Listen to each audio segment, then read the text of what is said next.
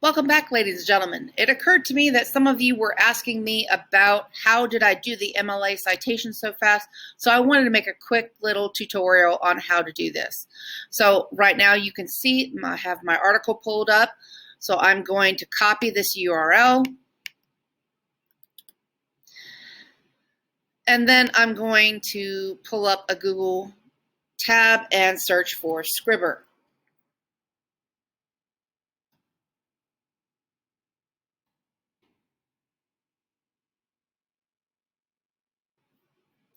Now this is a nice, free, easy website that will allow you to create a works cited list. So all you have to do, as you can see, I already have my first 3 articles that I'm working with here. So I'm going to click website. And here I'm going to paste the URL I copied from National Geographic and hit the search button. It will automatically find it, and then I click on the article, and it will fill it out for me.